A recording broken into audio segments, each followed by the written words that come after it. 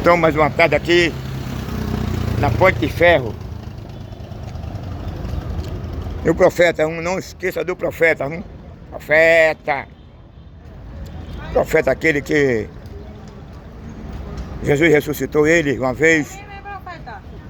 Oh, minha filha, aqui minha filha aqui, ó. Tá aqui minha filha.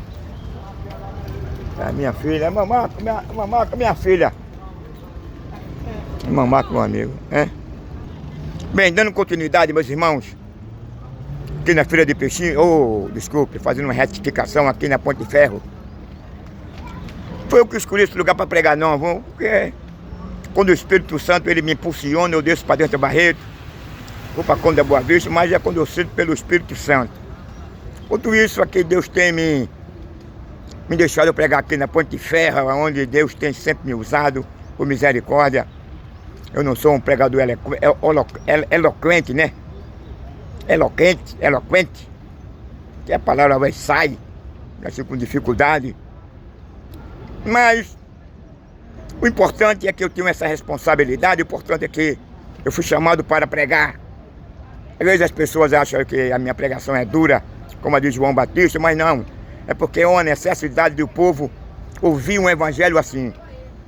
Não é evangelho cultural, não é evangelho capitalista, do oba-oba, que ele promete uma casa, uma mansão, que seu salário mínimo vai esticar. Não, é um evangelho que vai prometer um mar de rosa. Não, meu irmão, aqui é um evangelho cultural, não. Aqui é um evangelho que conscientiza o pecador de sua respectiva responsabilidade com a constituição humana e com a constituição divina. Então, logo, eu tenho essa responsabilidade. Só eu sei o preço que eu tenho pago, que paguei para estar aqui na cidade. Estou com 65 anos e Deus agora,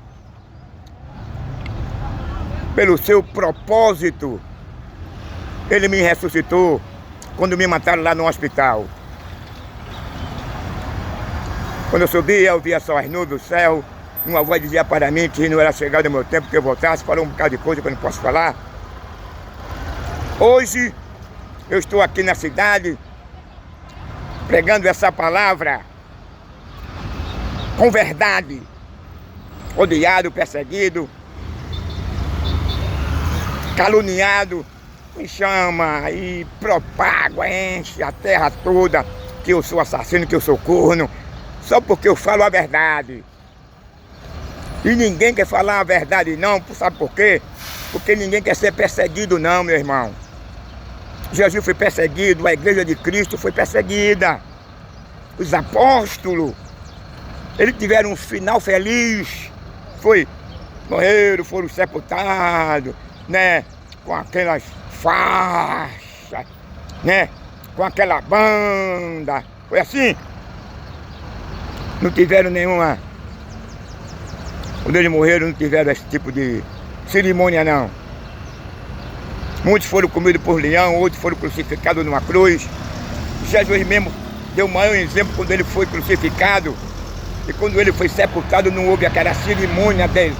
Quando ele foi sepultado, não. Foi levado aquele corpo ali sem vida, né? Aquele corpo ali que foi flagelado pelos chicotes de Roma, sem aparência. Mas ele foi, deu a sua vida por nós, derramou o seu sangue, cumpriu a lei. Na esfera espiritual, onde estavam ali os dois ladrões, ele no meio, os soldados romanos, os apóstolos, a mãe dele, uma grande multidão. Na área humana, estava vendo ali um que para os judeus era uma fraude, era um impostor. Estava ali no meio de dois ladrões, sem nenhuma aparência, o sangue descendo, morto, cumpriu a lei ali, recebeu sobre ele todo o nosso pecado. Pegou agora a cédula que era contrário a nós e crucificou na cruz. No âmbito, na área espiritual, os apóstolos, a igreja, a multidão, os soldados, o centurião não viu quando Satanás, com sua toda orquestra, ou seja, com os principados, potestados, demônios, estava ali também, ninguém viu não. Só quem pôde ver isso foi Jesus. E Satanás, quando ele dá o último brado, dizendo assim, Jesus, Yeshua, Pai, tudo está consumado, em tua mão entrego o meu espírito. O que aconteceu agora? A Bíblia diz que houve um grande terremoto. E o véu do templo foi regado em dois. E o centurião agora disse, verdadeiramente esse era filho de Deus. Aonde ele, Satanás, foi humilhado. O que ele usurpou de Adão lá no Éden, por meio do engano. Ele conquistou o coração de Eva. E agora ele usurpa o governo que Deus deu ao homem. O diabo passa agora a ser o dono, passa a ser, eu não digo o dono, mas o gestor. O homem passou agora a viver escravo sem que ter alguém que pudesse agora restituir o que ele perdeu lá no Jardim do Éden. O diabo agora ficou satisfeito, alegre, o inferno todo se alegrava quando o homem pecou.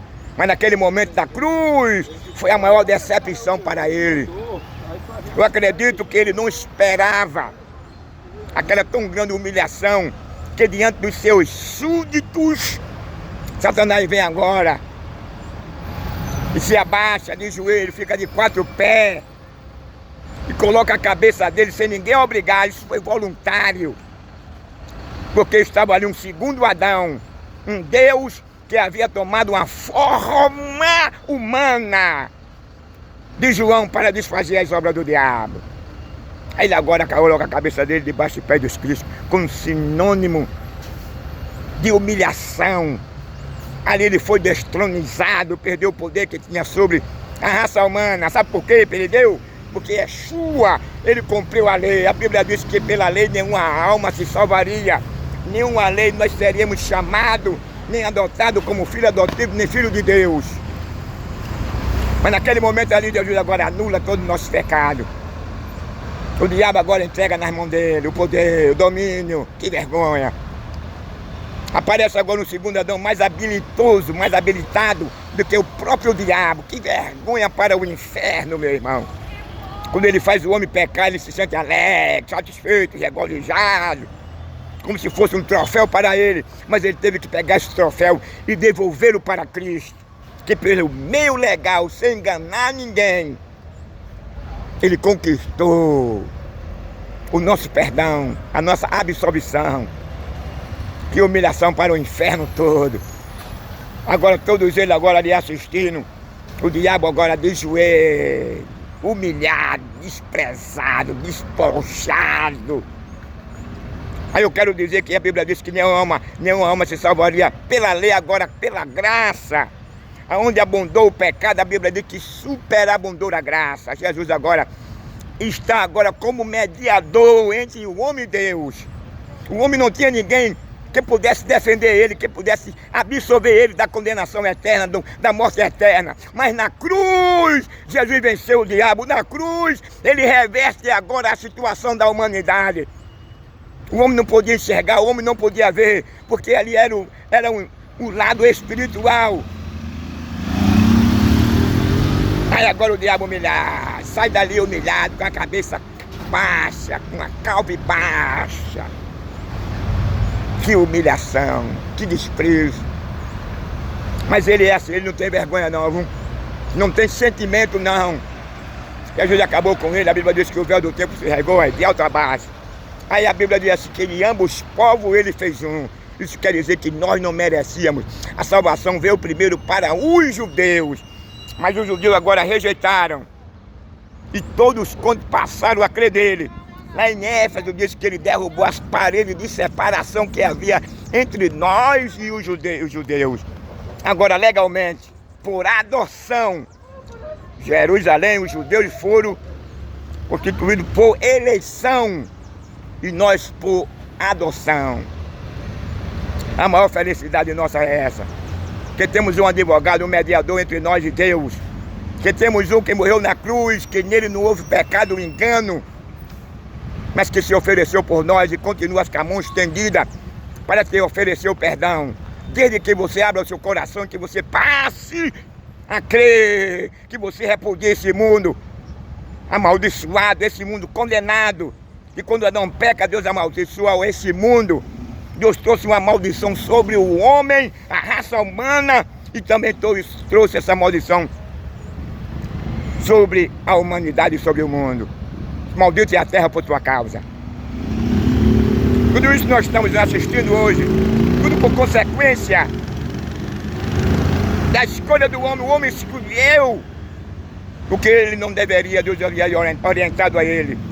Foi uma escolha errada, foi uma escolha que nos proporcionou e tem nos proporcionado sofrimento. O homem não foi criado para morrer. O homem não foi criado para estar confinado numa cadeira de roda. O homem não foi confinado para estar cego. O homem não foi confinado para ser atingido pelo infarto ou por um derrame. Mas infelizmente que a escolha de Adão nos proporcionou. A Bíblia diz que pelo homem entrou o pecado e todos morreram porque pecaram. Então o homem absorver, o homem ama o que faz. Ainda existe o Cordeiro Pascual, que garante o teu perdão, que garante a tua vida eterna, que fará com que você não precise se apresentar diante do tribunal dele. E o tribunal dele, meu amigo, é severo. Não existe uma sala de custódia, não. A sala de custódia de Cristo, de Yeshua, está aqui na terra enquanto você estiver com vida. Hebreus diz assim que foi proposto o homem viver uma só vez, depois de segue o juízo. Após a morte não há mais solução, não há mais perdão, não há choro. Você vai gritar, você vai berrar, você vai pedir por clemência, por misericórdia, mas Deus não vai lhe ouvir, não. Jesus fez a ilustração do rico e o Lázaro, pobre. Ambos morreram. E lá no Hades, ele agora pede a Abraão, em primeiro lugar, que Lázaro molhe o ponto do seu dedo e coloque nos seus lábios, porque ele estava sentindo sede. E pediu depois para voltar para esse mundo, que Abraão desse uma oportunidade a ele, porque ele mudaria de atitude de vida. Ele passaria a guardar os mandamentos, as leis e servir aos pobres. Mas foi negado a ele, justamente para se cumprir o que está escrito lá em Hebreu. Então a oportunidade é essa enquanto você estiver com vida, meu amigo. Na loucura do homem, o homem rejeita a Deus. Na loucura do homem, o homem não quer saber de Deus. Na loucura do homem, o homem desafia a Deus. Na loucura do homem, o homem ama esse mundo. Na loucura do homem, o homem tem mais prazer de matar, de roubar, de adulterar. Na loucura do homem, o homem tem prazer de vestir uma saiazinha. Na loucura do homem, o homem tem prazer em botar um pênis na boca. Na loucura do homem, o homem tem prazer de ficar de costas e receber um pênis no ano, porque ele está violando a lei natural de Deus. O que eu estou falando aqui não é imoral, nem tampouco estou ofendendo a dignidade de ninguém. Você vai encontrar isso, sabe aonde? Lá em Romanos, no capítulo 1. Os valores revertidos, o sentimento de Deus contra esse tipo de manifestação na sociedade e na família. Aí Paulo disse que ele agora mudaram o uso natural. Era homem com homem, mulher com mulher. Quando um homem com homem como se ajunta, ele vai ter relação por onde, meu amigo? É no anal e na boca. Eu não posso esconder essa verdade, não. É uma verdade que pode te libertar, uma verdade que vai lhe conscientizar você do seu erro, da sua cegueira. Você fica com raiva, você pode me odiar, pode me chamar de tudo que você quiser, mas aqui está um segundo João Batista, aqui está um segundo Noé, aqui está um segundo Enoque da vida. Não que eu venha desacatar você, mas apresentar você a verdade. E sem a verdade você nunca será liberto desse caminho em que você está. Porque o caminho que leva para o céu é estreito, é o contrário do caminho largo. No caminho largo você pode fazer de tudo. No caminho largo não há restrições. No caminho largo não há regras. Você pode matar, roubar, adulterar, ter duas mulheres que estão na cama com outro homem. Você pode permitir que a sua esposa vá para uma praia de nudez. Você pode permitir sua esposa ela andar nua. Sabe por quê? Porque Deus, quando agora cria o homem, Ele dota o homem de livre-arbítrio. Então Deus não vai interferir no seu relacionamento, não. Entre você e sua família, não. Deus vai deixar que essa responsabilidade é totalmente sua. A Bíblia diz que venerado seja todo matrimônio sem mácula, venerado, que ele seja puro. Dentro desse casamento puro não é espaço para o cara ter duas mulheres, não é espaço para a mulher ter dois homens, não é espaço para a mulher se relacionar por via anal e oral, não é espaço para o camarada colocar o pênis dele na boca da esposa nem no ano não, e nem permitir que ela ande nua, nem tampouco fazer uma suruba com a sua esposa, com os seus amigos. Isso aí é óbvio que vem acontecendo. Eu não estou dizendo que todos fazem isso, mas é óbvio. Hoje o homem tem trocado os valores. O que é certo é errado, o que é errado é certo. Hoje o camarada tem relação com o homem, hoje o cara tem relação com o animal. E agora estão fazendo uma mulher robótica. O que é isso? É um antinatural. O que é o natural é que Deus criou macho e fêmea. E que ambos reproduziriam, que ambos formariam uma família, uma unidade, uma família. E um robô, meu amigo, é o contrário da natureza divina, não está nos projetos nem na vontade de Deus. Você pode ter um robô, pode fazer sua comida, aquilo para sua casa, entre outras coisas, agora para ter ela como se fosse uma esposa, para você pegar aquele robô ali e substituir ela por uma mulher, meu amigo. Isso é depravado, isso é imoral. O cara está perdendo a noção. O cara está totalmente desprovido da graça de Deus. O cara perdeu totalmente o temor a Deus. Aí você vai estar encontrado ali em Romanos, no capítulo 1, que eles mudaram o uso natural das coisas. Muito embora que Deus está levando ali como mulher com mulher, mas também não se limita, não fica confinado somente nisso não. E devemos ter cuidado nos últimos tempos.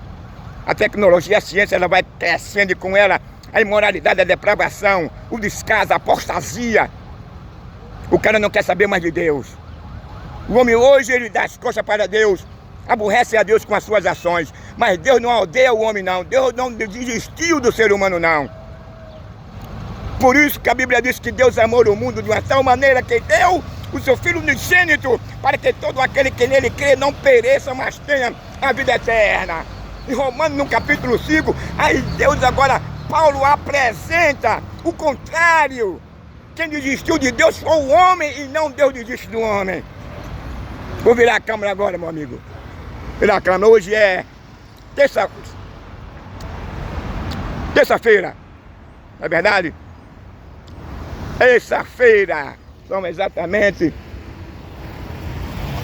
16h30. Vamos virar a câmera aqui um pouquinho, nesse ligeiro tempo, nessa minha ligeira saudação. Eu não sou um bom pregador, não sou teólogo, não sou melhor do que ninguém, não me acho o cara, não me acho o único, mas o que eu prego é a verdade para o bem da sociedade, para o bem da família. Se gostar, bem, se não gostar, meu amigo, essa é a verdade. Eu não posso trazer um evangelho aqui cultural, um evangelho capitalista. Eu tenho que trazer um evangelho que transforma, que conscientiza o homem da constituição humana e divina. Um evangelho que João Batista pregou, um evangelho que Enoque pregou, um evangelho que Noé pregou, um evangelho que os apóstolos pregaram, um evangelho que Jesus pregou, um evangelho que Estevão pregou e foi assassinado por falar o verdadeiro evangelho. Esse evangelho de hoje, meu irmão, é uma fraude. E Paulo já nos advertiu que nós tivéssemos cuidado com o evangelho falso. Que alguém vier com outro evangelho que não seja esse que eu tenho pregado, ele seja anátema, não seja recebido. Mas esse evangelho tem proliferado o mundo. Um evangelho do oba-oba, um evangelho da prosperidade. Um evangelho que Cristo não é o sumo pastor, mas um evangelho que o sumo pastor agora tem sido o homem. Então esse é o evangelho aí, meu irmão. O chefe dele é o anticristo. Verdadeiro evangelho, como identificar o verdadeiro evangelho, como identificar a verdadeira igreja. Leia lá no capítulo 2 de Atos dos Apóstolos, leia lá no capítulo 4 de Atos dos Apóstolos, você vai ver. E vai se defrontar com as igrejas de hoje, com o evangelho de hoje. Que Deus nos ajude, que Deus abençoe. Vou passar agora a câmera.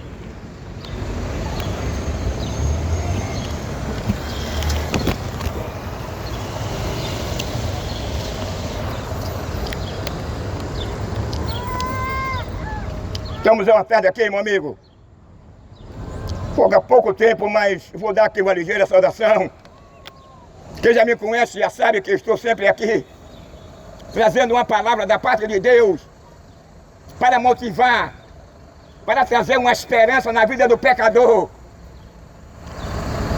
para que ele possa, por meio dessa palavra, despertar do sono, da sua ignorância, da sua cegueira, É bem verdade que Yeshua, Jesus já falou, que nesse tempo nós estaríamos na mesma condição dos dias de Noé. Os homens se esqueceram de Deus, os homens não querem mais saber de Deus. Os homens deram as costas para Deus. Os homens têm mais prazer no adultério, na depravação, na imoralidade, de derramar sangue, de matar, de esquartejar, de enganar, de roubar, de adulterar, de vestir um cuecão de couro, de ficar de quatro e ser penetrado por outro homem. Quem gosta de fazer. Hoje a sociedade foca no divórcio. O divórcio está na alta. Hoje estão deixando a sua mulher ou seu marido por qualquer motivo. O último motivo legal na Constituição Divina, no capítulo 19 de Lucas, perguntaram a ele qual era o único motivo de um marido ou a mulher deixar o esposo. Aí Jesus apresentou: o único motivo de um marido ou a mulher deixar o marido ou a mulher é se ambos adulterarem. É se ele se deitar com outra mulher ou se ela deitar-se com outro homem. Isso aí, ele está legalmente. Meu amigo,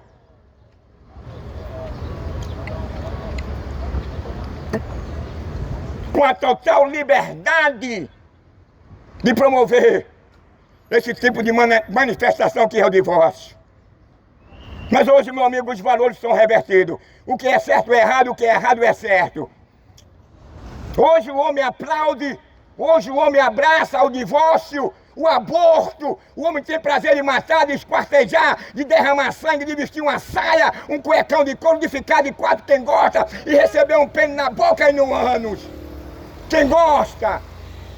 O homem perdeu. Quando o homem estava lá no Jardim do Éden, o homem vivia numa dispensação de inocência e de pureza. Logo, quando o homem perde essa dispensação de pureza e de inocência, o homem agora, ele herda uma segunda natureza. E que natureza é essa, irmão? É uma natureza que não pode mais se relacionar com Deus. É uma natureza que o homem não quer mais saber de Deus. É uma natureza que ele tem prazer das coisas deste mundo, ele ama.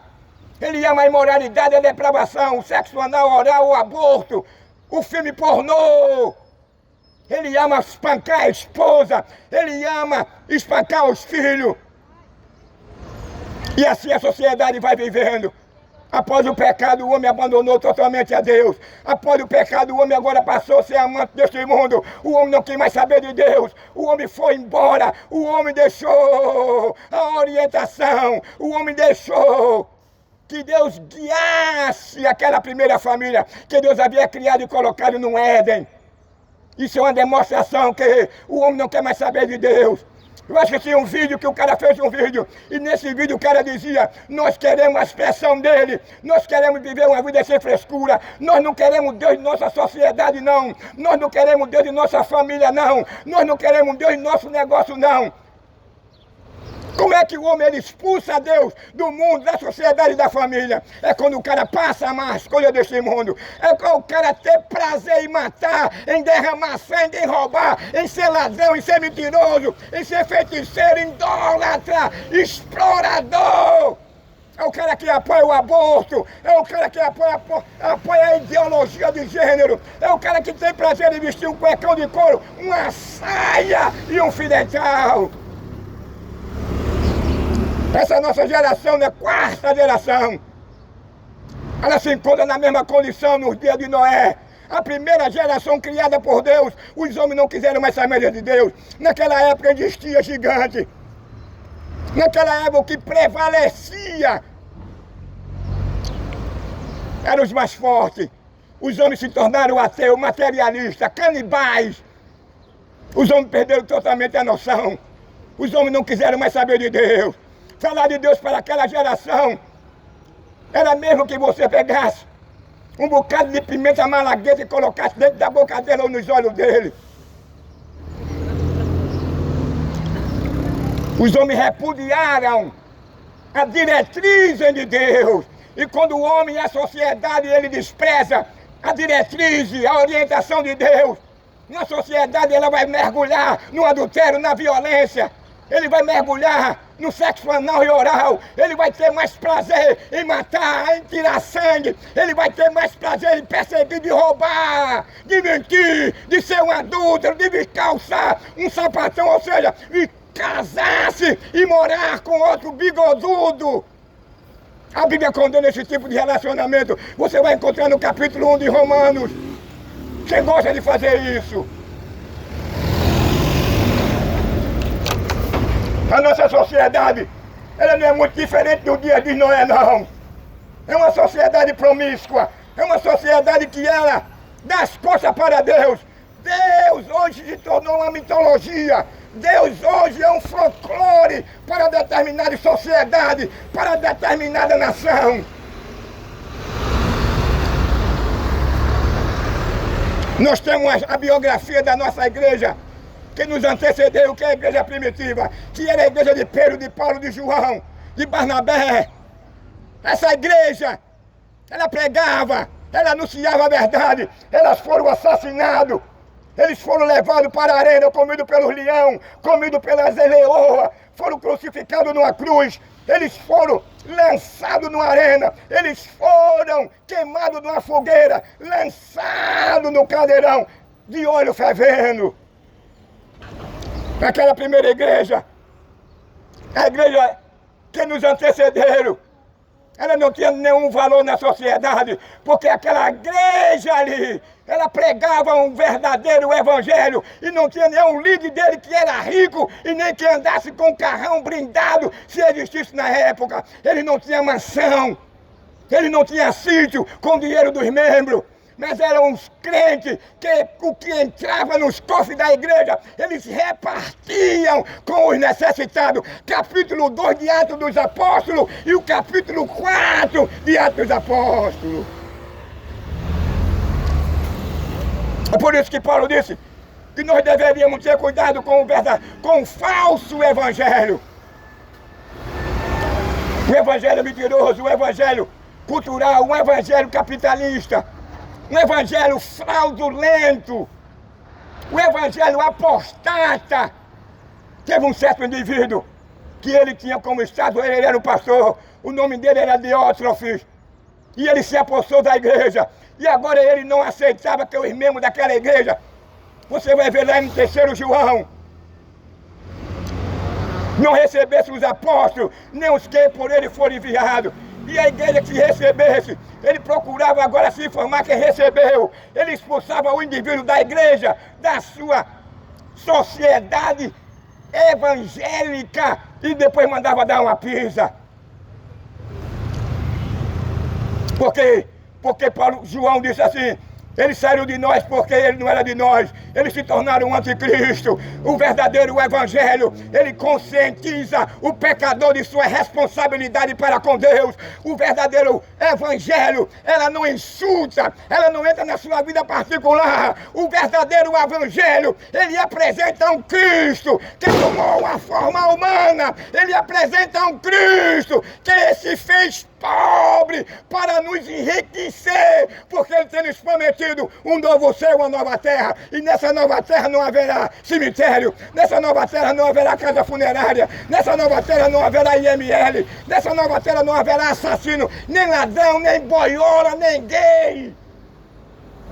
Nessa nova terra não existirá homem que veste saia. Nessa nova terra não haverá injustiça, nessa nova terra não haverá assassino, nessa nova terra não haverá impunidade, não cooperativismo, nessa nova terra não haverá um bom uísque, um bom vinho, não haverá uma boa maconha, não haverá uma boa pedra, uma boa cocaína. Nessa nova terra não existirá insegurança, nessa nova terra não existirá terremoto, tsunami, guerra, fome, injustiça. Nessa nova terra não haverá motel, nessa nova terra não haverá traição, nessa nova terra não haverá avarento, nessa nova terra não haverá nem uma bicha, nem um assassino. Nessa nova terra não existirá bêbado, cego, paralítico, Você não vai encontrar nessa nova terra o cara confinado numa cadeira de roda. Você não vai encontrar nessa terra, nessa nova terra, nenhum cara que foi cometido pela cegueira. Você não vai encontrar nessa nova terra muito desempregado, sem nenhuma moradia. Nessa nova terra você não vai encontrar nenhuma injustiça. Nessa nova terra, quem vai governar não vai ser corrupto. Quem vai governar não vai ser assassino. Quem vai governar não vai estar dado com a mão com o tráfico para matar, para tomar sua moto, para tomar o seu carro e para assassinar a sua família.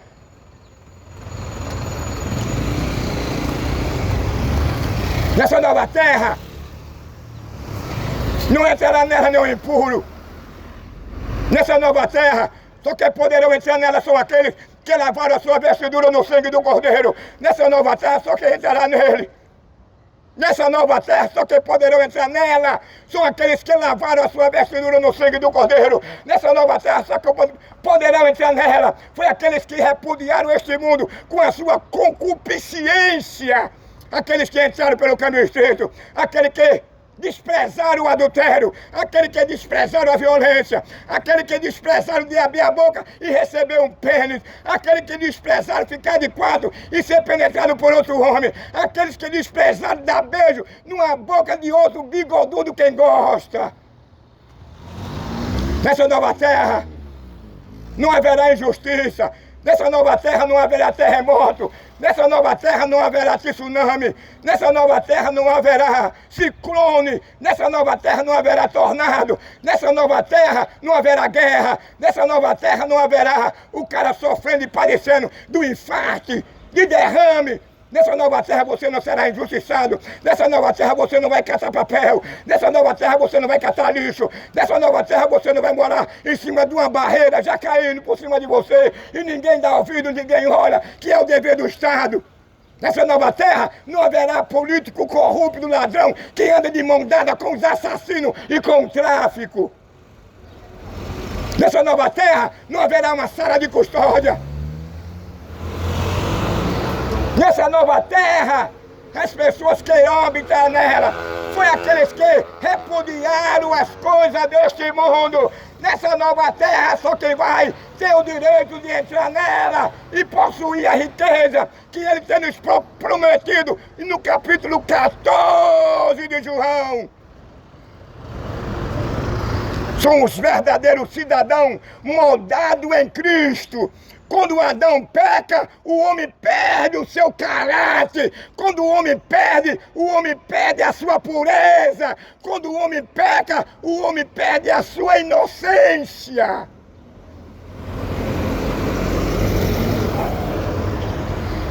Estou pregando isso aqui, mas eu estou com o maior cuidado porque eu sei que o príncipe deste mundo, que o príncipe dessa cidade, que é Abaddon, que é Satanás, está irado do inferno todo, porque o inferno, ele não quer que ninguém pegue uma palavra dessa não.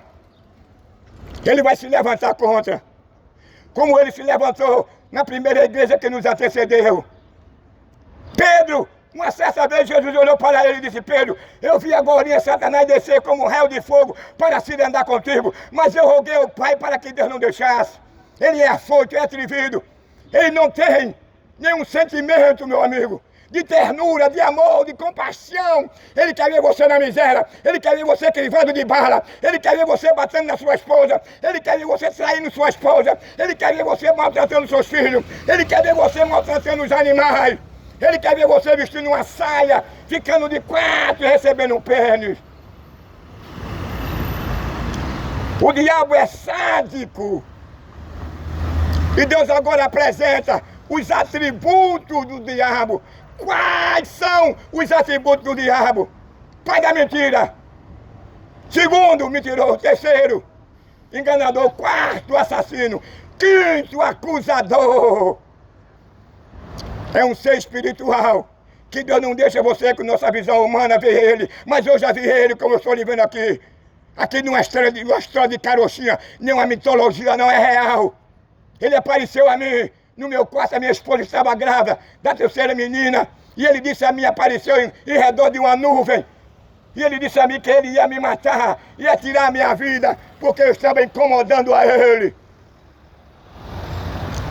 A presença dele foi tão terrível que os meus cabelos da cabeça cresceu, que a minha língua engrossou, que os meus pés tremeram. A vontade que eu tinha era de correr com a presença maligna desse impostor, desse chorão, desse sádico, que é Satanás, que é o diabo.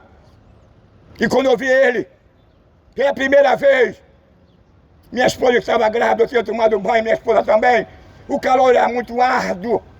Aí eu vi, quando eu olho para a sala, minha casa só tinha uma porta.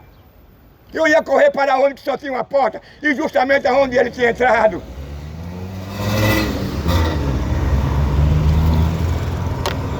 Meu amigo, é real. Eu não estou aqui trazendo essa história para convencer você para aceitar Yeshua não, Jesus não. Eu estou trazendo essa história porque é real, aconteceu comigo. O inferno, quando eu chego aqui, que Jesus, por meio do Espírito Santo, ele começa a me usar, ele começa a me espiar, ele treme, ele se baba, ele fica irado, ele projeta vários meios para acabar comigo, para me silenciar, para me tirar da rua, para roubar os meus direitos. Ele já me matou uma vez, Deus já me ressuscitou. O diabo é mau, é perverso, o diabo é inimigo da ordem. O diabo é inimigo da vida, o diabo é inimigo da pureza, da paz, da harmonia, da solidariedade. O diabo não quer ver você ajudando o seu próximo. O diabo não quer ver você em harmonia com a sua família, com a sua esposa, com os seus vizinhos e com ninguém. Existia um homem que na sua época era rico. Aí agora o diabo observando a vida dele, a Bíblia apresenta que era o homem de Deus, era temente e justo, se desviava do mal, cuidava dos órfãos, das viúvas, dos pobres, dos aleijados. Ele era o INSS dessas pessoas. Aí o diabo com raiva, porque o diabo não quer que o alimento humano seja bom, porque isso aí é a semelhança que o homem tinha de Deus antes do homem pecar, e o homem perdeu. O homem passou agora a ser mau, a ser perverso, destrutivo. O homem não ama, o homem é destrutivo, é um predador implacável. O homem não teme mais a Deus, o homem deu as costas para Deus. O homem deixou que a imoralidade e a depravação, a ira, ele despreza a Deus. É o que aconteceu. Ele foi embora, porque a minha língua desdobrou, eu disse, Satanás. Eu vendo ele, eu disse, não tem nada de chifre, não tem nada de feiura. Ele só estava no envolto de uma nuvem com os pés cruzadas. Magrinho, eu disse, Satanás, tu já perdeste, ele desapareceu. Então o diabo, meu amigo, ele vive rodeando os quatro cantos da terra. Ele se mantém informado, ele não é Deus, ele é só presente, mas ele se mantém prezado ele tem se mantido informado pelos seus demônios, por aquele que serve a ele. Deus é o contrário. Deus vê todas as coisas ao mesmo tempo. Deus está em todo lugar ao mesmo tempo, na sua onisciência, na sua onipresença, porque ele é onipotente. A Bíblia diz que lá em Apocalipse ele tem um livro onde contém toda a sua história, toda a sua biografia. E no dia que você morrer nessa condição de pecador, nessa condição de burrice, de burro, me permita a expressão, que esse mundo não tem nada para dar, quem vai tirar proveito disso é o diabo. No dia que você morrer nessa condição, você vai se deparar com o portão do inferno, você vai deparar com os horrores que está reservado para os filhos da desobediência.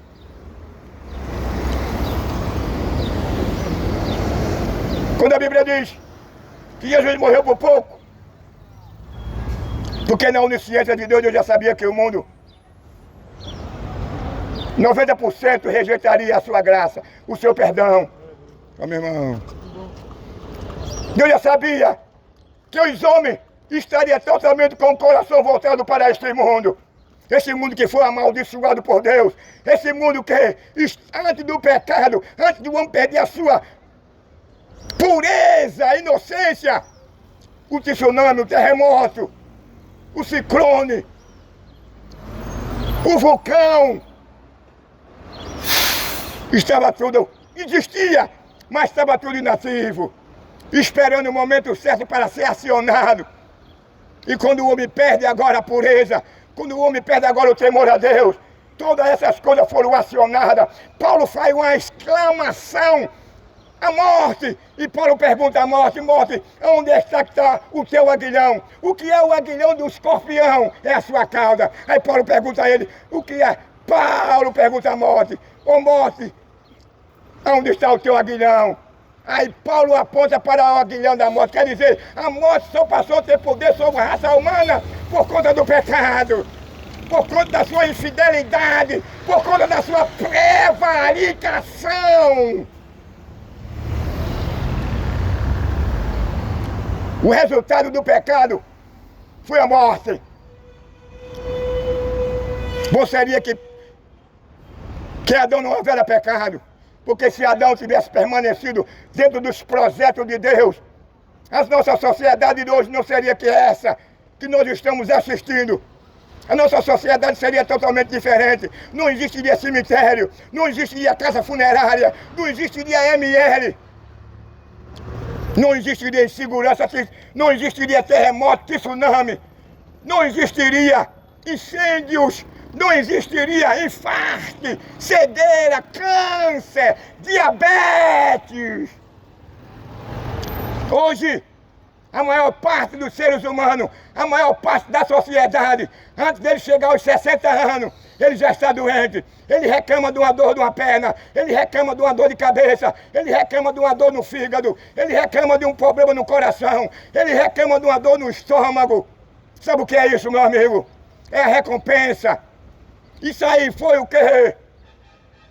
A justa retribuição da organização, da rebelião daquele casal e o diabo contra os projetos de Deus que favorecia uma sociedade melhor, sem injustiça, sem fome, sem guerra, sem terremoto, sem tsunami, sem assassinato, sem cegueira, sem traição, sem sodomita, sem homens que tem prazer de vestir um cuecão de couro e beijar na boca de outro bigodudo. Quem gosta? Mas na medida em que a sociedade e o mundo ele vai se evoluindo, a ciência e a tecnologia, e o povo ele vai crescendo, com ela o pecado, o abandono a Deus, também ele vai crescendo. O pecado nunca vai deixar o homem sozinho. Se o homem criar lá no espaço sideral, e ali ele criar uma família, o pecado estará lá também. A natureza pecaminosa, decaída, depravada estará lá também. Ele não poderá fazer uma sociedade pura, como era o pensamento de Hitler, um louco. Ele queria criar um só povo, puro, limpo. O cara conquistou a simpatia da Alemanha. O cara na época conquistou a simpatia de muitas igrejas e apoiaram um louco para destruir o mundo. O cara era impiedoso, o cara era mau, era perverso. Se fosse hoje, as pessoas diriam que ele era o anticristo. Mas Hitler, não foi só ele não, foi Hitler, foi Mussolini, foi Stalin. Os homens que marcou a história, que era o terror da vida, que era o terror do ser humano.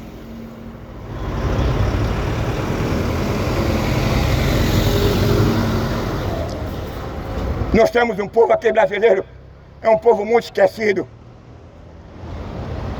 É um povo que se esquece facilmente das coisas. É aquela briga política. Eu sou de Lula, eu sou de Bolsonaro. Não sabe ele se você não trabalhar. Não sabe você se Deus não lhe dá saúde.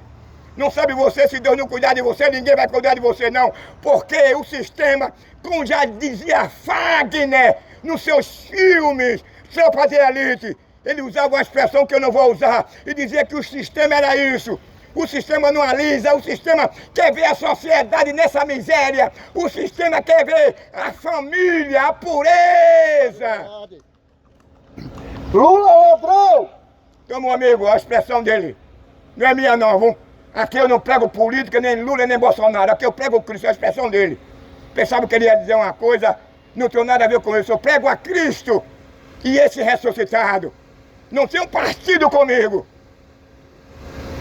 Quando me vê aqui, eu já sou conhecido aqui há muito tempo. Então o que eu prego é Cristo. Cristo, você não vai ver nenhuma falha, nenhuma fraqueza nele, não. Você vai ver em mim, você vai ver na religião, que só vive de explorar, de trazer um evangelho fraudulento e mentiroso para tirar o pão do cidadão.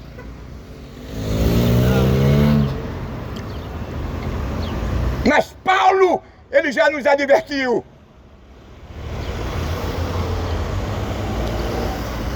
Que nós tivéssemos cuidado com esses homens fraudulentos. Que não estaria comprometido com a pureza, com a dignidade, com a espiritualidade, com a verdadeira doutrina apostólica. Mas ele introduziria fábulas. Eles procurariam manipular aquele que ele deu um cartãozinho de membro. E com esse cartãozinho de membro, você estaria obrigado a ofertar e dizimar na igreja dele. E você só poderia se casar com alguém da igreja dele. É antibíblico. A Bíblia não ensina assim. A Bíblia diz que de ambos os povos ele fez um. 4 grupos, digamos de 500 pessoas cada, chegaram para Paulo, para Pedro, e para outro apóstolo. E disseram, olha, eu sou de Paulo. Outro grupo disse, eu sou de Ceifa, que era Pedro. Outro grupo disse, eu sou de Jesus. Outro grupo disse, eu sou de Apolo. Aí Paulo pega a palavra e diz assim, meus irmãos, acabe com isso. Nós não queremos dividir aqui grupos, não. Nós não estamos aqui querendo beneficiar com o dinheiro de vocês, não. Nós não estamos aqui para ser privilegiados, não. Quem é Paulo? Quem é Pedro? Quem é Apolo? Nós não somos nada. Mas hoje esquartejaram a Cristo. Paulo disse que há uma só fé, um só Deus, um só Senhor, um só batismo e um só corpo. Mas a prevaricação,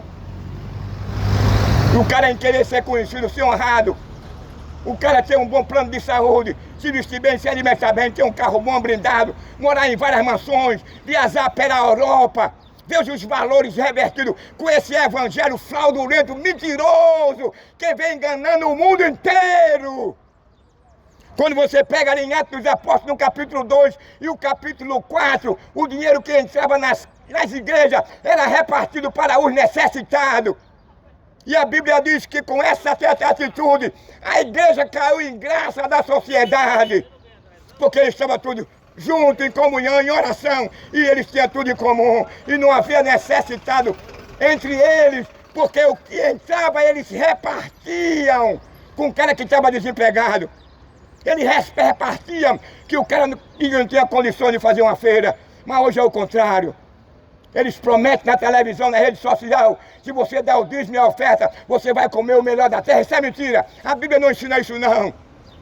Ninguém tem coragem de trazer esse evangelho que eu trago, não. Você vai trabalhar o mês todinho, vai ganhar um salário mínimo. Onde é que esse seu salário vai dar condições de você comer o melhor da terra? Você não pode nem botar um filho numa escola particular, quanto mais comer o melhor da terra, meu irmão.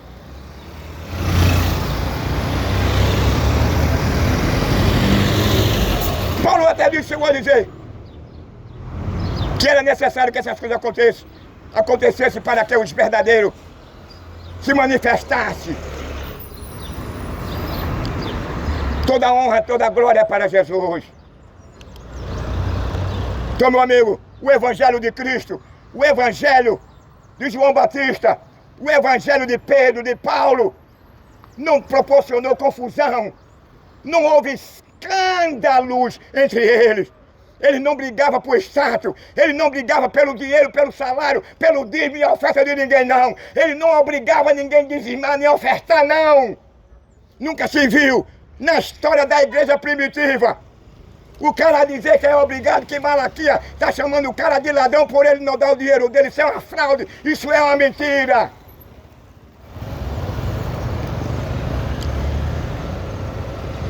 Você quer saber do evangelho verdadeiro? Pegue a Bíblia, vai ler. Você vai ver lá no capítulo 5 de Pedro. Pedro diz, usa essa expressão.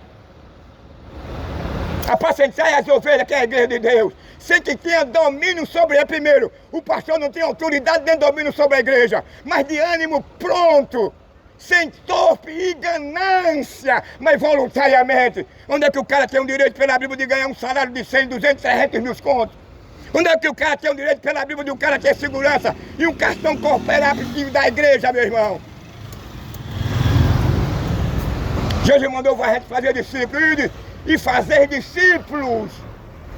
Ele não mandou a gente pregar uma denominação, uma teoria fajuta, demoníaca de um anticristo que visa escravizar o elemento humano na sua instituição. Primeiro, a igreja de Cristo, ela não tem o seu nome no cartório. A igreja de Cristo, uma vez Lula disse que a igreja não tinha nada a ver com política, é verdade. A igreja tem um alvo, a igreja tem uma missão. Eu pergunto, será que naquela época não existia política? Existia duas classes políticas que eram ferozes.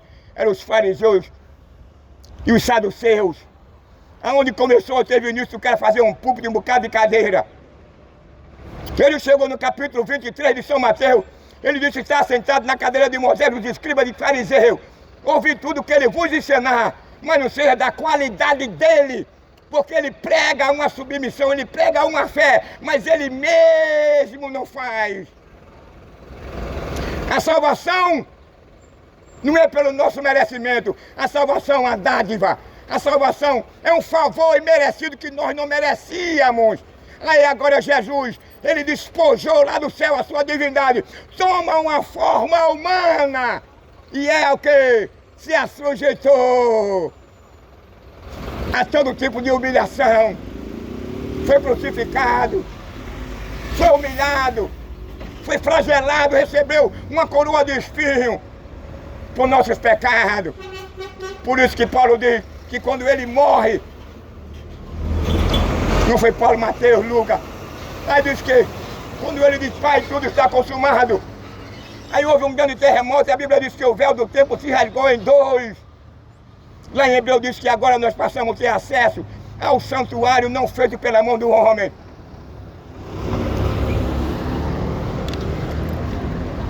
Estamos chegando ao término da minha ligeira introdução.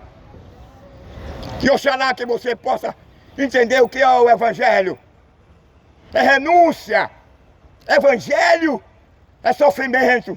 Evangelho não é de andar de mão dada com o mundo, não. O Evangelho, disse Paulo, condenai as obras infrutuosas das trevas. Isso publicamente, abertamente.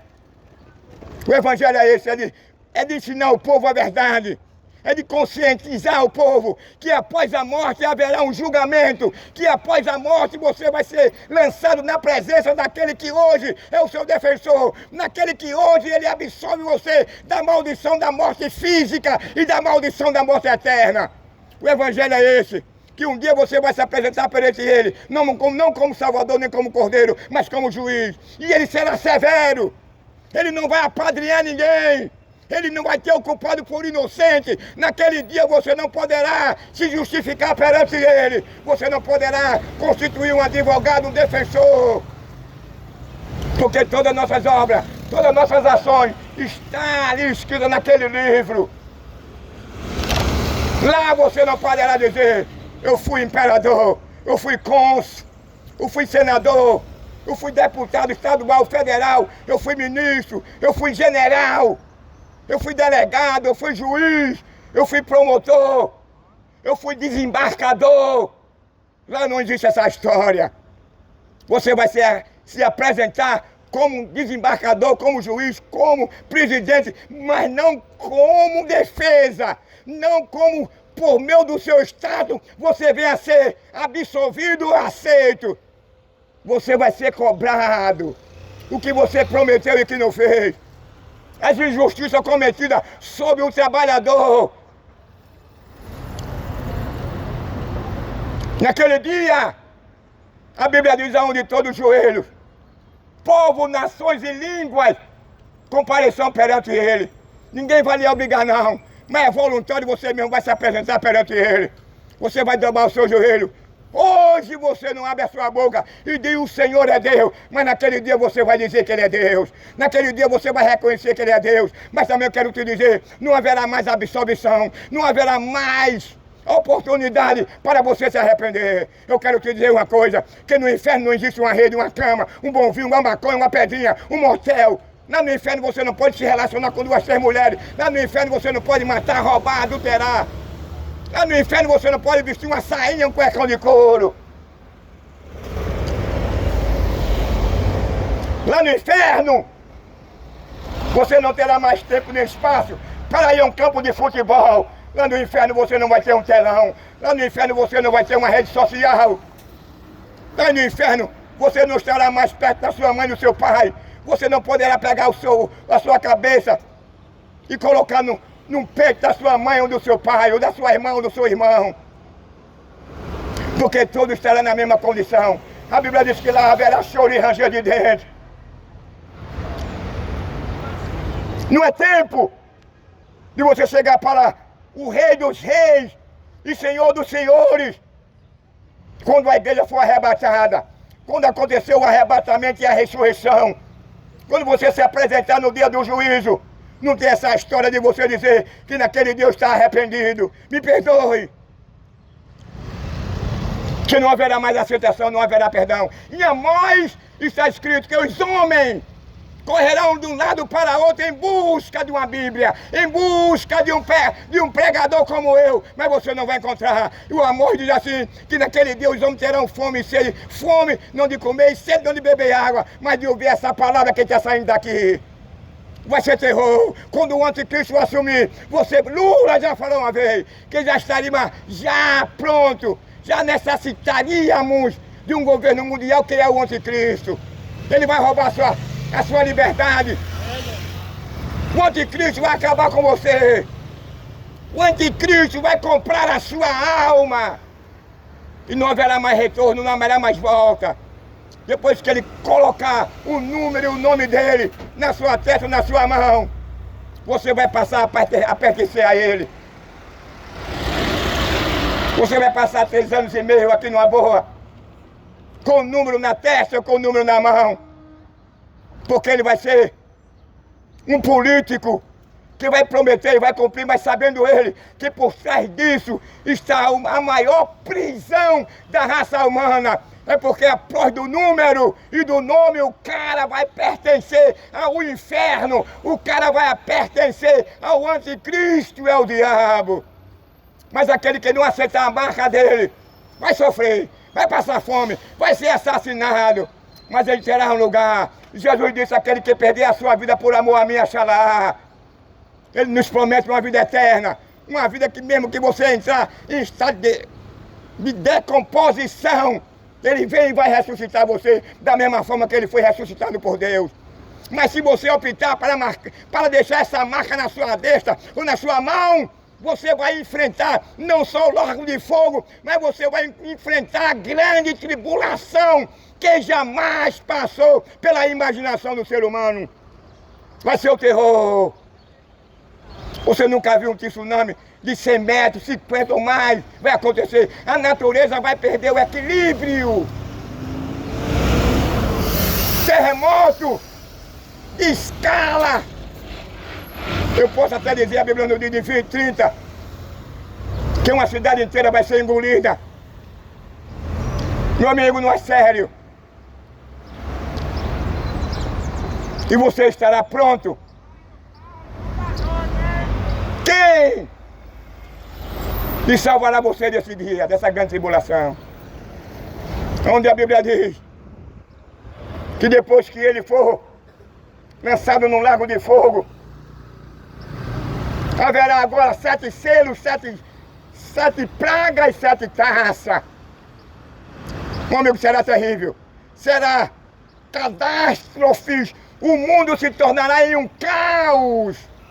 A Bíblia diz que Abaddon, o príncipe das trevas, ele vai abrir um portal no inferno e vai soltar gafanhoto com rosto de homem, com cauda de cavalo, de escorpião, para atormentar o mundo perante 5 meses. Então os homens serão atormentados 5 meses e a morte será banida, presa para o inferno. Os homens procurarão morrer, mas não escaparão. Tem que completar esses 5 meses de sofrimento. Os homens gritarão, se sacudirão lá do último prédio para morrer, mas não morrerão, porque a morte fugirá da sociedade do mundo. Você não quer escapar disso não, da futura justiça de Deus. O mundo está aí, está em confusão, ninguém se compreende. É pai matando o filho, é filho matando o pai, é marido matando a mulher matando o marido. Isso não é guerra, é rumor de guerra, é fome, é desemprego, é injustiça. É o casamento, a família se destruindo. A imoralidade, a depravação, a falta de pudor, os homens perderam a vergonha, perderam o caráter. A mulher anda sensualmente, quase nua. Aí a Bíblia diz assim, venerado seja todo matrimônio sem mácula. Portanto, meu amigo, você deve preservar a sua pureza no seu casamento, na sua família, porque você agindo dessa forma, procedendo desse meio, você vai trazer maldição para você e para seus netos, bisnetos e para seus filhos. Quando a Bíblia diz assim, venerado seja matrimônio sem mácula, você não pode usar a sua mulher pela boca, pelo ano, quem gosta, quem faz. Mas o mundo foca nisso. Há país que é mais depravado, há país que se manifesta publicamente e há outro que é mais reservado, mas faz. E sabe qual vai ser a retribuição? É a morte eterna. É uma família desequilibrada. Porque hoje a família está desequilibrada, porque os maridos vão matando a mulher vai matando o marido, porque a mãe está matando os filhos estão matando a mãe e o pai. É esse tipo de relacionamento. É o cara tendo relação com a esposa por via anal e oral. É o cara fazendo a sua mulher de uma prostituta. É a mulher querendo manipular e mandar no homem. É o homem maltratando a mulher. É o cara abrindo espaço para a fantasia sexual. A mulher chega para ele e diz assim, meu filho, eu só poderei chegar a um orgasmo se eu colocar o meu dedo no seu ano. E tem tanta gente que está gostando disso. É imoral, é impuro. Deus repudia. É um sentimento de horror, de ódio que Deus tem por esse tipo de manifestação. É o cara se relacionando com a esposa, botando na boca no ano, ela botando o dedinho no ano dele, ou ele fazendo uma suruba com a sua esposa, com os seus amigos no motel, levando a sua esposa para uma praia de nudez. Venerado seja todo matrimônio sem mácula. É o cara fazendo da sua companheira uma prostituta. É a mulher querendo mandar no marido. Tudo isso vem acontecendo por conta da prevaricação, por falta de respeito, do temor a Deus. É os homens com a mente cauterizada, amando mais as coisas deste mundo. O homem não quer saber mais de Deus. O homem deu as costas para Deus. O homem tem mais prazer na concupiscência. O homem tem mais prazer na imoralidade, na depravação, na injustiça, na violência. O homem tem mais prazer em agradar o príncipe deste mundo que é o diabo. O homem tem mais prazer em agradar a Satanás. Ele fica com raiva e ignora mais uma pura verdade. O príncipe deste mundo é Satanás, que tem enganado a sociedade e o mundo. Depravado, chorão, mentiroso e acusador. Arrependei-vos, cuecão de couro. Arrependei-vos, geração depravada. Arrependei-vos, geração assassina, que faz apologia à violência, que tem prazer nessa mortandade de adolescente, de mulher grávida e de criança.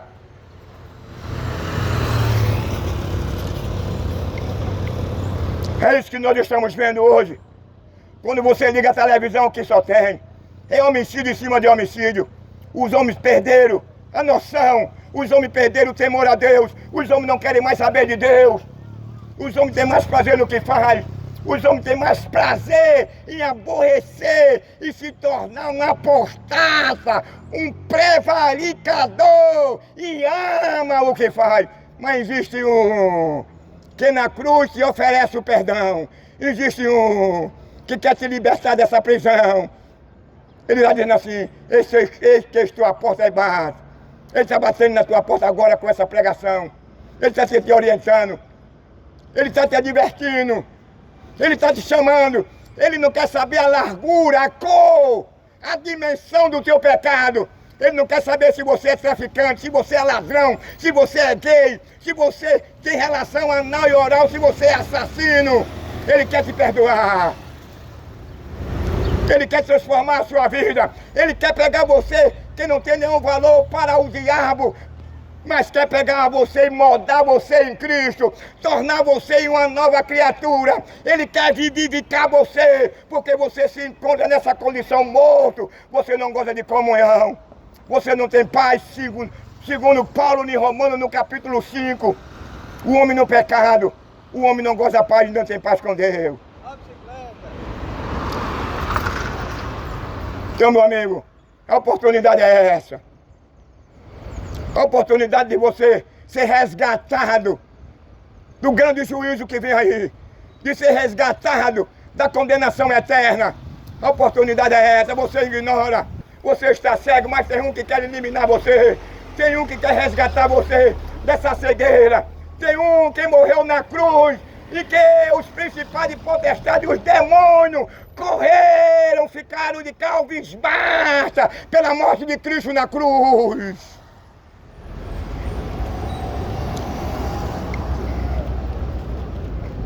Por quê? Quem honra que é um trabalhador, mas é produto do meio, das injustiças do homem. Mas na nova terra não vai existir isso aí não. Ele não vai ser humilhado, desprezado, porque hoje aqui na terra o cara só é conhecido pelo que ele tem, pelo que ele possui. Mas na nova terra é diferente. Você vai ser reconhecido porque você lavou a sua vestidura no sangue do Cordeiro. Você vai ser reconhecido porque você vai ter agora um novo nome. Você vai ter agora uma coroa de vida. Você vai ser reconhecido porque você não teve vergonha de falar no nome de Yeshua. Você não teve vergonha de protestar contra as obras infrutuosas das trevas. Você não teve vergonha de chegar na rua, em qualquer lugar e falar do amor de Cristo. Você não teve vergonha de falar da justiça de Deus. Você não teve vergonha de padecer pelo amor de Cristo. Você não teve vergonha de sofrer por causa do amor de Cristo. Você não sofre, não é por causa que você se mete na questão alheia, não. Você sofre porque você defende o verdadeiro evangelho. Você sofre porque você prega a verdade para o bem da sociedade, da família e do mundo. Aí Pedro diz assim, que nenhum de nós sofremos se metendo em questão alheia. Mas se você padece e sofre por defender o verdadeiro evangelho, se você sofre e padece por seguir a Cristo, glorifica a Deus, porque grande é o seu galardão no céu. Que Deus nos ajude e nos abençoe, em nome de Yeshua.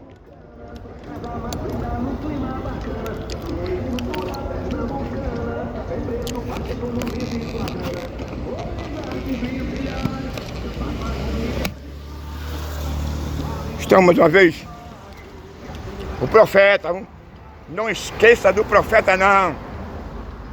Estou encerrando mais um vídeo aqui, aqui na Ponte de Ferro. Fiz um pedido alguns dias atrás, meu celular está muito com defeito, o problema ele se desliga e tal. Estou pedindo dinheiro de ninguém, estou pedindo se alguém for tocado e movido pelo Espírito Santo de Deus. Não estou pedindo, não é um smartphone não. Um Samsung resolve, que é 5G. Entendeu? Só você mandar para esse... Não manda dinheiro não, no Pix não. É só mandar para esse endereço. Rua Alto dos Calçados, 247. CEP 52080141. Certo? Alto Santa Terezinha. Hernani Guedes da Silva, o profeta. Certo? Ia mandar um Pix, o número do Pix é esse. 081 9264 3816. 9264-3816. Mas eu prefiro que você, se for movido pelo Espírito Santo de Deus, eu estou pedindo a isso àqueles que podem, não aquele que tem um salário mínimo não. Quem pode tem condição, quem tem um salário mínimo não pode, meu irmão. Paulo sempre exortou, quando ele pediu uma ajuda para as igrejas, aqueles que viessem ajudar, que seja conforme a vossa prosperidade. É salário mínimo, o cara não pode comprar um celular. Não compre não, não faça isso não. Se você ganha um salário mínimo e quer comprar um celular para mim, não compre não. Mas você que tem condição, não vai lhe fazer falta, não vai faltar nada na sua mesa, nem para os seus filhos. Manda um celular para o profeta. Quando ele chegar, eu vou mostrar ao vivo ele. Eu agradeço a vocês, de coração. Agora eu prefiro que me mande celular, porque é mais garantido. Para não haver dúvida, alguém pensar que ele pegou com o meu dinheiro, é melhor eu mandar o celular. O Samsung, Smart, né? Samsung, né? 5G, manda aí para ajudar a obra de Deus. Amém? Estou pedindo um Pix para fazer feira, não estou pedindo um Pix aqui para comprar um sapato, um paletó, uma moto, nem um carro, nem uma casa não. Para comprar um celular para fazer a obra de Deus. Eu estou chegando no fim, meu celular aqui é antigo, tá já, os dois. Mas se você mandar, Deus vai lhe ajudar, vai lhe abençoar. Em nome de Yeshua. Não vou dizer que Deus vai acrescentar o seu dinheiro, nem vai esticar não. Estou dizendo que eu vou ser grato por você me enviar. Deus pode até fazer. Mas não posso fazer essa apologia porque eu não sou enganador nem mentiroso não. Mas que Deus continue lhe abençoando, lhe ajudando em nome de Yeshua. Amém? Não esqueça do profeta. Se Deus e o Espírito Santo tocar no seu coração, pode enviar em nome de Yeshua.